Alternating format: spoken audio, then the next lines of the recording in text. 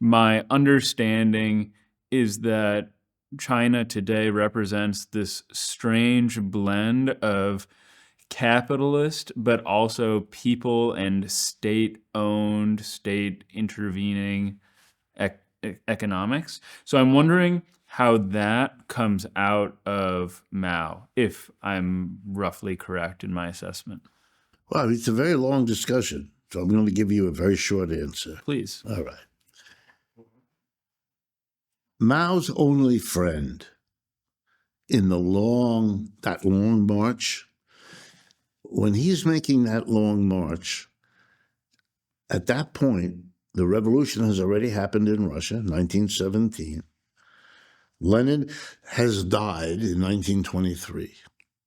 So what's going on in Russia in the second half of the 20s is a struggle between the two most important leaders of the communist movement in Russia after Lenin, because they're inheriting the situation. One is named Stalin, and the other one is named Trotsky.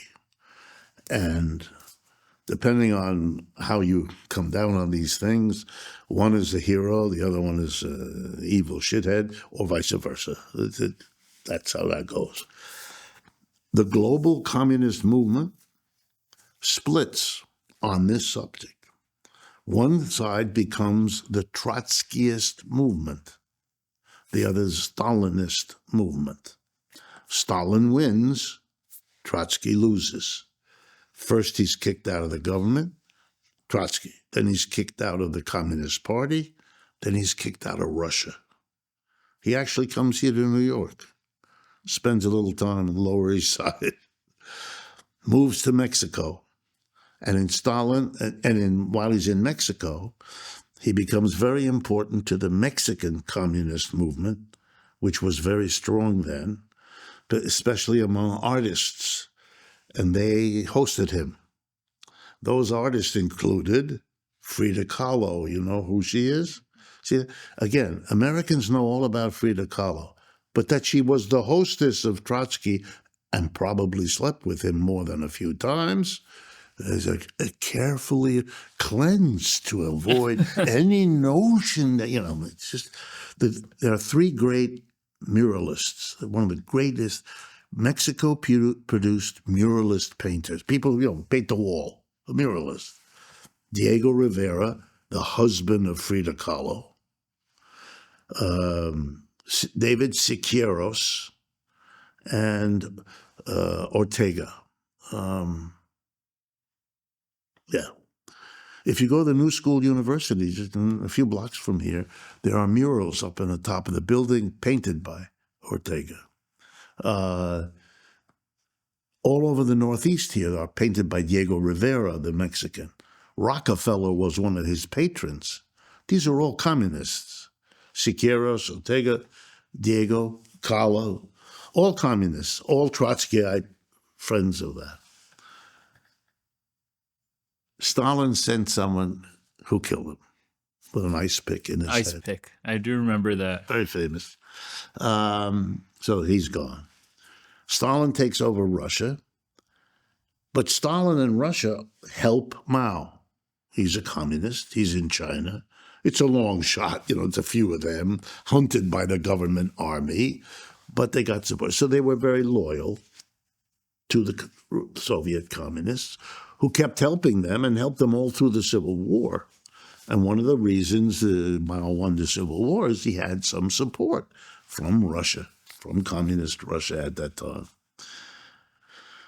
I don't want to take away. It was Mao's victory. He organized that army. There was a big army of Chinese people. They fought and they won.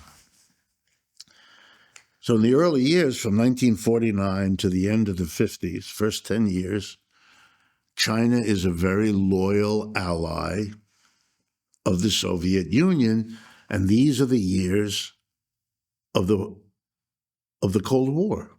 So the United States, allies already earlier with Chiang Kai-shek, tries to smash them. So the Mao and his people are very clear. The United States is not our friend. They tried to kill us, for Chiang Kai-shek. Now Chiang Kai-shek is sitting in Taiwan, twiddling his thumbs. And now the Soviet Union is our ally, but that makes us the enemy of the United States, blah, blah, blah, and all of that. If you ever go back and you look at American history at that time, there was a tremendous hullabaloo about who lost China. And McCarthy, remember the McCarthy of the Senate, McCarthy? They went after a high-ranking State Department official named Harry Dexter White, one of the highest officials, would have become Secretary of State at one point. He was in line like that. But they hounded him out because they found him to have been, as a young man, he went to a Communist Party event or something. They had him. And so he sold out the United States, and that's why we lost China. The idea that the Chinese had something to do with this, Americans can't have it. It's all about us. Anyway, so Harry Dexter White was blown out of the water, and the Chinese became officially bad. However, by that time, the revolution, being grounded in agriculture, had undertaken a number of experiments unlike anything the Soviets had done. Mao felt it was necessary. One of them, toward the end of the 1950s, was the commune movement in China. And under Mao's inspiration, they formed commune. I mean, the word communism suggests something that you would set up communes in which people's relationship with one another is communal, not hierarchical. That's a long story of how they worked for several years. My master's thesis at Stanford is an analysis of the commune movement in China. That's what I did. Because I wanted to learn about it. This gave me the opportunity to learn. I wrote a senior thesis. At Harvard, if you got very good grades, you could sign up for either magna cum laude or summa cum laude. And if you signed up for either or both of them, you were relieved of taking courses in the last semester of your senior year, and instead you would write a paper, a major, and I did that.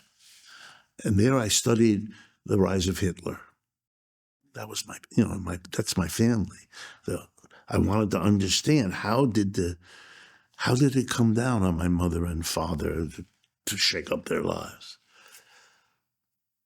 By the time I was at Stanford, which was just a year later, I was on to studying China.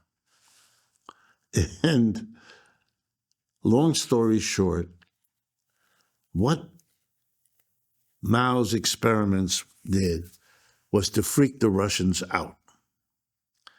And there began a tremendous, the German word, Spaltung, which comes from Freud. Splitting took place. For some years, China and Russia denounced each other. They even had military skirmishes on the Chinese-Russian border, shooting at each other. It then died down, but it was a split that meant that the global communist movement also split. There were those who went with the Soviet Union, and there were those who split off and became known as Maoists. That didn't exist before. In the great revolutionary upsurges of 1968 in France, when Charles de Gaulle was driven out of, I don't know if you know, the students arose in France, reached out and said to the working class, join us in a revolution. In those days, the French Communist Party picked up 20% of the vote in every election. Very, very powerful. And the students went to the communist workers and the Trotskyite workers who were also, and are still in France, important. And there was an alliance. And between the workers and the students, the chief of police of Paris went on the television and said to the government, if you come down on the students and workers, I can't be on your side, and neither will the police. De Gaulle got in an airplane, left France, went to an American air base in Germany to wait. I mean, that's how close it came. Though the leaders of that were not the conventional Communist Party, which was afraid of doing that, but the Maoists went. The Maoists took over. And because they did, Mao came into the consciousness of the French people, brought by this revolutionary thing. Well, who was impressed? Louis Althusser, my teacher. Jean-Paul Sartre, never the same after that. Foucault, never the same after that. I could go on. Jacques Lacan, all of them. Many of them were Maoist, young students caught up in it. And they then read Mao, and they thought Charles Bettelheim, I don't know if these names mean anything to you, leading intellectuals all around the country. They then began to study Mao and to study what he had done. And they began to go to China to offer advice, to give them the benefit of what the West had taught Marxists. So this was invaluable. This was a way for a third world country to tap Western technology and thought in a way that could never happen any other way. But nobody understood that. They don't get it now either. But it transformed not just the consciousness of the West learning about Mao, but the Maoists learning what the West had to teach them about strategy. Long story short, they made a strategic decision, which I don't think could have been done without Mao. Even though this was done, Mao is dead or dying, so it comes with his end. And the strategic decision is, we're going to build a socialism different from the one in the Soviet Union. That comes out of their split with Russia. And we're going to make it different from what socialism has meant in the West. What did it mean in the West? Well, to this day, right, there are socialist parties in all the European countries. Many of them have been in the government. The Portuguese government, right now the Spanish government is the Socialist Party. Up until 3 months ago, the government of Germany was Scholz, the Socialist Party. Scandinavia used to be called Scandinavian Socialism. When Bernie Sanders explains what he means by socialism, he refers to Denmark.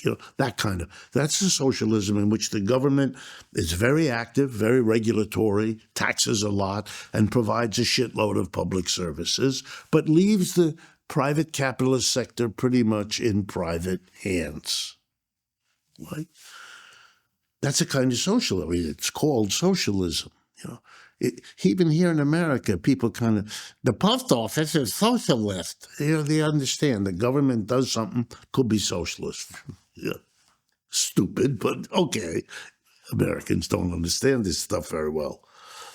The other sample is the Soviet Union, in which the government comes in and says, we're not going to simply tax. We're not going to simply regulate. We're going to take over. We're going to own and operate the enterprise as a state entity. Okay? Soviet Union did that with its entire industrial apparatus and with a good chunk of its agriculture, too. Not all of it, but a good chunk. State farms, which are different from collective farms, those are private. By the way, what Americans don't understand that Russia never abolished private property, ever.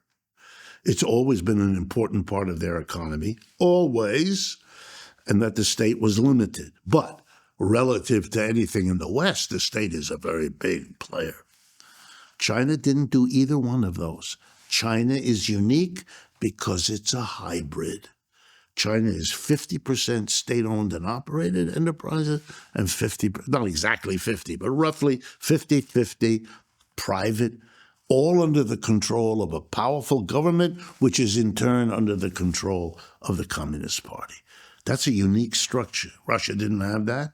Russia never allowed half of its industry to be private.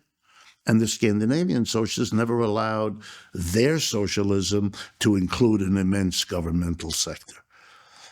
In American mentality, it's large because relative to ours, it's bigger, but it was never very significant.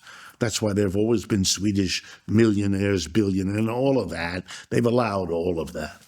China now allows it also. I mean, the private sector includes Jack Ma and other big billionaires. But it's a unique model, not the Soviet. They broke from that. Mao broke from Russia in the late 50s, early 60s on these fundamental questions, opening that space. You know, other countries didn't do that. North Korea didn't do that. Cuba even didn't do it. Vietnam didn't do it. The Chinese did it. Now Vietnam does it, following the Chinese model, because China is so important and Russia has disappeared.